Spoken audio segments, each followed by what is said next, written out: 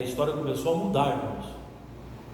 As histórias não eram mais iguais às outras, eram histórias diferenciadas.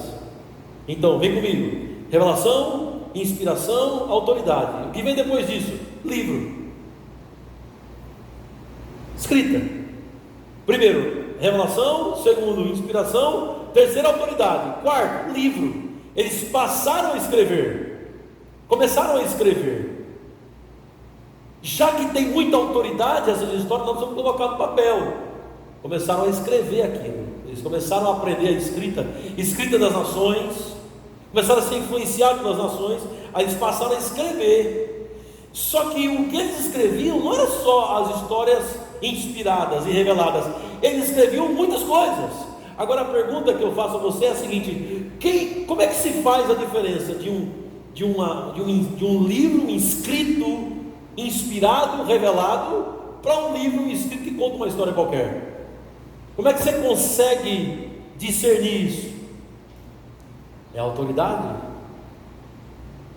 A autoridade do que era falado fazia com que os escritos eram diferentes.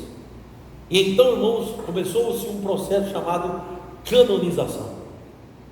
O que é o processo de canonização? O que é o cânon, irmãos?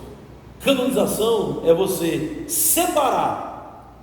Isso aqui é apenas uma apostila, certo? Olha aqui. Isso aqui não é uma apostila. Isso aqui é a palavra de Deus. O processo de canonização faz isso. Separa. Apostila é apostila. De lado, palavra de Deus é palavra de Deus. Ela é inspirada por Deus. Revelou-se a homens, eles falaram, contaram as histórias, houve inspiração, tem autoridade aqui, amém? E precisavam ser então canonizadas. Esse é o cânon da Bíblia Sagrada. Eles começaram a perceber que havia diferença. Qual foi o primeiro escritor da Bíblia conhecido? É Moisés. Moisés foi quem escreveu Gênesis, Êxodo, Levítico e os Números, e Deuteronômio, 5 livros do Pentateuco. Primeiro grande escritor da Bíblia. E isso foi providencial. Deus guia seu povo. Muitas vezes a gente fica pensando: por que eu nasci em tal família? Tem um propósito. Lembra que eu disse? Quando você entende uma história maior, cada história sua tem sentido. Moisés nasce como judeu, e ele então é criado pelos egípcios. Os egípcios fazem parte, ou o Egito é a maior civilização daquele tempo, irmãos. Os melhores matemáticos estão no Egito. As pessoas mais instruídas do mundo estão no Egito. As pessoas mais inteligentes do mundo estão no Egito. As pessoas mais eruditas do mundo estão no Egito. O Egito naquele tempo já tinha faculdade. Olha só que loucura. Naquele tempo o Egito já tinha faculdade. Você ser criado com a formação egípcia é você ser criado na Harvard no mundo de hoje. Os melhores dos melhores estavam no Egito. Aí Moisés é criado no meio dos melhores dos melhores. Entendem? Aí chega no ouvido de Moisés o quê?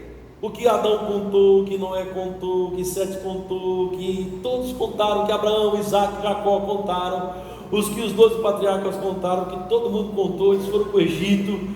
Toda a história chega no ouvido de Moisés. Aí Moisés pega uma caneta e começa então a escrever. Claro que não foi caneta, né? Porque no tempo era pergaminho, mas Moisés escreve a história.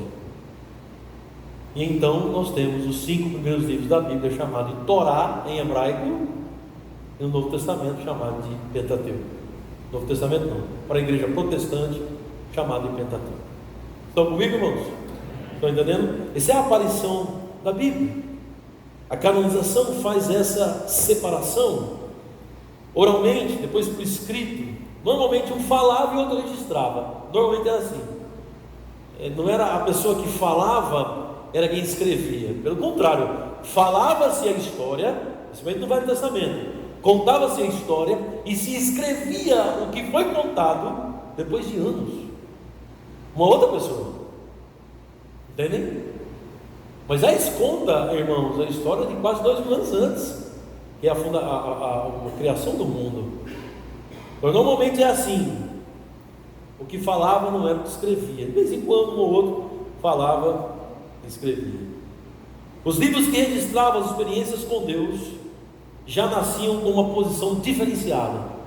Esses livros não eram iguais aos outros livros. Esses livros não eram uma obra qualquer. Esses livros eram livros completamente diferentes. Era o que se chama e se chamava e sempre chamará livros sagrados. Amém, irmãos? Livros sagrados. Separação. Existiam duas marcas, irmãos, no processo de criação da Bíblia. A primeira marca, amados, é a marca da coisa aglutinada. Era um aglutinador, era um movimento aglutinador. O que significa aglutinar coisas? Deus deu uma revelação a Abraão, essa revelação vai crescendo em Isaac, vai crescendo em Jacó, e conforme o tempo vai passando, a revelação vai crescendo. Entendem? Então se juntava as coisas, e no ajuntamento das coisas, Deus ia ficando cada vez mais claro ao seu povo. Essa é a revelação que aglutinava, o movimento que aglutinava. Depois era um movimento de depuração. Por exemplo, você lembra o apóstolo Paulo? Ele escreve em 1 Tessalonicenses, lembra disso? Eu ensinei aqui na igreja, mas se você não sabe, Paulo foi quem escreveu o livro de Tessalonicenses. 1 Tessalonicenses. Ele escreve porque está tendo uma confusão lá na igreja, que as pessoas estão parando de trabalhar porque estão achando que Jesus vai vir no tempo deles. Então Paulo orienta a respeito da vinda de Jesus e orienta todo mundo a voltar a trabalhar. Só que a primeira carta não atinge o objetivo que Paulo queria. Aí Paulo escreve 2 Tessalonicenses. Entendem? 2 Tessalonicenses, 1 Tessalonicenses atinge o objetivo, e Paulo escreve 2 Tessalonicenses para não corrigir 1 Tessalonicenses, porque não é essa a linguagem, não é a correção, mas ele escreve, irmãos, para deixar mais claro o que ele estava dizendo. Então a Bíblia Sagrada tem dois movimentos: um que aglutina as verdades e o outro que depura as verdades. Ouça isso, página 4 da apostila, lá no finalzinho. Ou seja, à medida que a história do povo de Deus se desenrolava, esse mesmo povo recebia mais da revelação de Deus. O processo, como eu disse, é de aglutinação, juntar, porque um dado da revelação se somava a outros dados anteriormente recebidos, aumentando continuamente o conjunto da revelação. O profeta que veio depois recebeu um elemento que o profeta anterior desconhecia. Outro aspecto importante é a natureza depurada da revelação. Vez por outra, um profeta precisou redirecionar o fio da revelação. Ele precisava fazê-lo porque a mensagem anterior não havia sido compreendida adequadamente, ou porque o contexto demandava uma atualização. Assim, conceitos como vida após a morte, temas como cosmologia foram recebendo mais e mais e mais informações com o processo da revelação da Bíblia. Então as coisas foram crescendo, a revelação de Deus foi sendo, até a vinda de Jesus e o encerramento da Bíblia Sagrada, que foi em Apocalipse. Esse processo foi progressivo. Para apresentar os fundamentos da teologia bíblica, irmãos, nós vamos fazer uma abordagem da seguinte forma: nós vamos trabalhar primeiro o Velho Testamento, só que eu quero fazer diferente. Eu quero trabalhar o Velho Testamento a partir do Velho Testamento hebraico. Pastor, mas como assim o Velho Testamento hebraico? Já está difícil, vai complicar? Não, vai ficar fácil. É só para você compreender melhor a visão hebraica do Velho Testamento. Porque, veja bem, irmãos, os judeus, eles tinham a velha aliança, eles conheciam a velha aliança. E você concorda que é melhor que a gente? Vocês entendem que é melhor que a gente? Eles foram formados naquilo, aquela é a história deles, e a história da humanidade. Então a gente vai pegar o Velho Testamento a partir de uma ótica judaica, aqui na nossa escola, tá bom? Então você vai ver que nós vamos trabalhar alguns livros inicialmente e outros livros no final. Então não vai haver uma sequência como nós temos na nossa Bíblia: Gênesis, Êxodo, Levíticos, Números, Deuteronômio, os 5 primeiros não tem como mudar. Mas depois a gente vai começar a trabalhar livros na frente de outros, interpor livros, tá bom? Agora fique muito tranquilo, porque tanto no Velho Testamento hebraico, judaico, quanto o Velho Testamento protestante, que é o nosso, são iguais, tá bom? São iguaizinhos. O Velho Testamento nosso tem 39 livros, e o Velho Testamento judeu tem os mesmos 39 livros, é a mesma coisa, só que nós vamos trabalhar em tempos diferentes, tá bom? Uma cronologia diferenciada a gente vai estar trabalhando. Então, nós vamos trabalhar primeiro o Antigo Testamento, que é o que nós vamos começar, provavelmente hoje. No Antigo Testamento a gente tem que começar pela Torá, 5 livros. Depois nós vamos falar sobre a teologia dos profetas, teologia dos escritos, os livros poéticos, 5 rolos e os restantes. Isso é a teologia dos judeus. Você vai entender isso, página 5, tá? E depois nós vamos estudar a teologia do Novo Testamento. Como foi que o Novo Testamento foi formado? Nós vamos olhar para o Novo Testamento olhando a pessoa de Jesus Cristo, e nós vamos inverter. Não vai dar, nós não vamos começar o Novo Testamento com Mateus, Marcos, Lucas e João. Nós vamos começar o Novo Testamento com Paulo, porque Paulo foi o primeiro a escrever. Entendem? Então nós vamos começar a teologia bíblica do Novo Testamento falando do 1 Tessalonicenses, depois 2 Tessalonicenses, depois do livro de Gálatas. Vamos seguir essa ordem um pouco cronológica, não vai ser 100% cronológica. Não dá para você falar, irmãos, de toda a Bíblia 100% cronologicamente, porque nem todo mundo sabe. Não é todo mundo que sabe quando o livro de Jó foi escrito.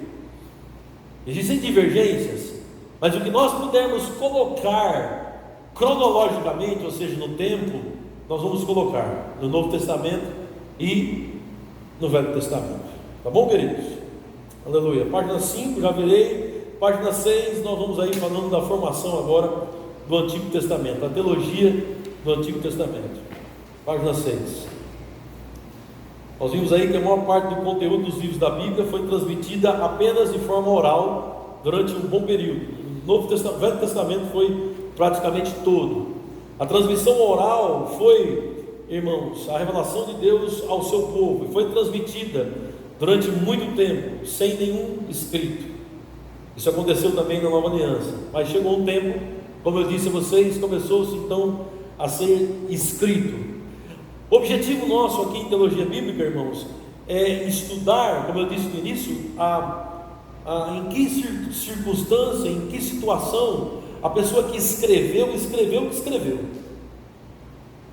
Nós não queremos só que você conheça o texto, nós queremos que você entenda o porquê daquilo que é o contexto e o que aquele escritor quis dizer.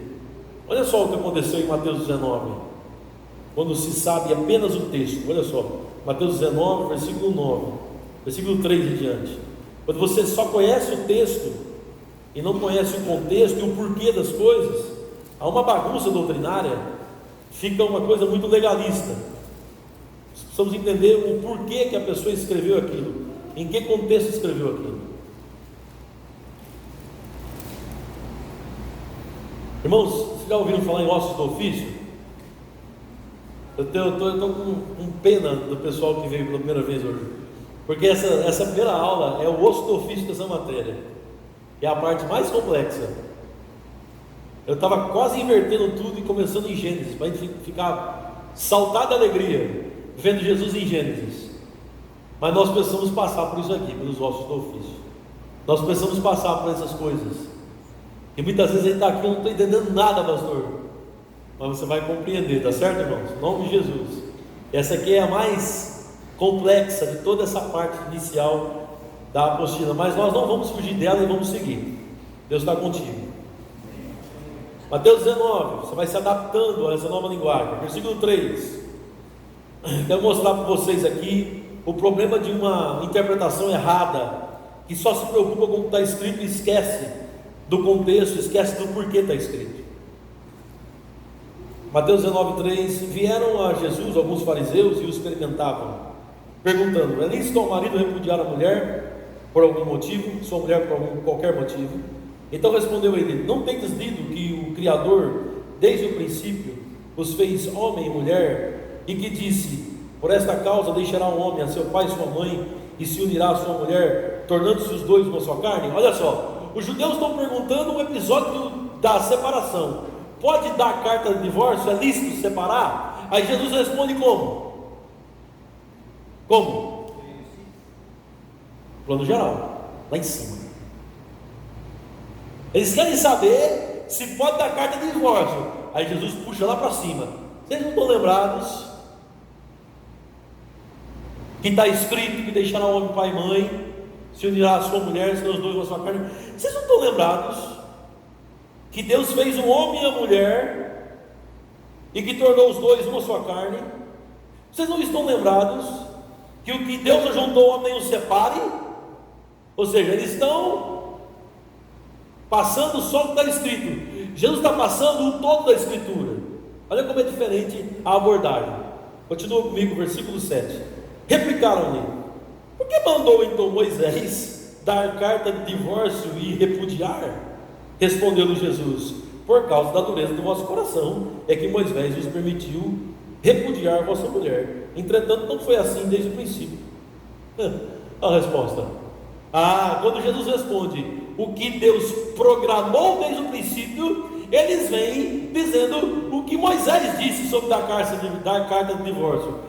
Jesus olha aquilo, sabe que é uma provocação, e Jesus responde com um plano maior. Sabe por que Moisés disse aquilo? Não está ali só por estar. A Bíblia não foi escrita só porque foi escrita. A Bíblia foi escrita com um propósito. Tem um propósito por trás. Sabe por que Moisés disse aquilo? Moisés disse aquilo porque o povo é duro do coração. É disso. Não é porque pode, não. Não é porque é plano de Deus, separação. Não. Porque o plano de Deus está lá atrás. Jesus dá uma visão do todo. Eles querem saber: mas e Moisés? O senhor não lembra não que Moisés fez isso? Mas Jesus vai e puxa. Olha a teologia bíblica. Olha a teologia bíblica. Por que Moisés escreveu aquilo? Olha a teologia bíblica. Lembra que eu disse a vocês? Nós temos que entender o coração do escritor. Estão lembrados disso? Na teologia bíblica você tem que saber o que ele quer dizer. O que Moisés quis dizer? Jesus sabia, eles não. Porque Jesus estudava. Eles não. Jesus meditava na palavra. Eles não, eles eram só aventureiros na Bíblia. Jesus disse: o problema é porque o povo é duro de coração. Estão comigo, irmãos? Vamos lá? Continua. Eu, porém, vos digo que aquele que repudiar sua mulher, não sendo por causa de relações sexuais ilícitas, e casar com outra, comete adultério. E o que casar com a repudiada comete adultério. Disseram os discípulos: se esta é a condição do homem relativamente à sua mulher, não convém casar. Está vendo? Qual o problema deles? O problema deles é que eles não querem a teologia bíblica, que é a essência. Eles querem outra coisa. Eles querem flutuar na Bíblia. É mais ou menos assim: Deus não é amor? É amor. Então, Ele não ama todos? Ama. Então Ele vai salvar todo mundo? Não! Porque na teologia bíblica, o Deus que é amor se revelou ao seu povo e o amou. E aqueles que rejeitam o seu filho estão condenados para sempre. Mas espera aí, eu não gosto desse Deus. Porque eu não gosto do Deus da Bíblia. Você está entendendo que se a gente não tiver uma visão correta das Escrituras, a gente vaga, flutua e não interpreta como Jesus. Jesus dá uma lição de conhecimento bíblico aos seus interrogadores. Não basta saber o que está escrito, é preciso saber por que se escreveu o que está escrito. A Bíblia hebraica realmente registra o momento em que Moisés autorizou a entrega da carta de divórcio. Isso está escrito em Deuteronômio 24, versículo 1. Mas essa não é a questão mais importante para Jesus, e sim o que levou Moisés a permitir tal coisa. Estão comigo, irmãos? Nas palavras de Jesus: por causa da dureza do coração de vocês, é por causa disso que Moisés permitiu a carta de divórcio, porque o povo é duro de coração. Jesus ainda enfatiza que no princípio não era assim. A questão da carta de divórcio então era circunstancial e não poderia estabelecer uma regra. O que o judeusada quer fazer? Quer fazer a regra. Estão entendendo, irmãos? E era só circunstancial, uma norma atemporal para todos os judeus em todos os tempos. Por isso a conclusão de Jesus é: quem repudiar sua mulher e se casar com outra comete adultério. A exceção ficou por conta da imoralidade sexual e relações sexuais ilícitas. Então, irmãos, tenhamos essas questões em mente no momento em que lermos a narrativa da Bíblia. Isso vai nos ajudar a perceber a relação do evento que foi registrado com o que o autor quis dizer quando escreveu. Precisa haver um entendimento. Olha, o que aconteceu foi isso, mas o que ele quis dizer com isso? Por isso que é bom conhecer, irmão, irmã, Bíblia, ler texto, ler contexto, saber para quem escreveu, ver o tema principal da carta, o tema principal do livro, saber qual é o objetivo, procurar Jesus na Bíblia Sagrada, entender Jesus na Bíblia Sagrada. Amém, queridos? Isso fará toda a diferença. Em nome de Jesus. Vocês têm muito trabalho, vocês precisam ler essa primeira parte da apostila bastante, para estar assimilando isso, tá bom? Agora nós vamos comer uma sopa, comer alguma coisa que os irmãos prepararam lá em cima, tomar um cafezinho, e eu já adianto a você, não desiste não, fica firme. Quem quer que você desista, irmão, não é Deus não, é o diabo e sua carne, fique firme. Na segunda aula nós vamos sair dos ossos do ofício e vamos para a carne, tá certo?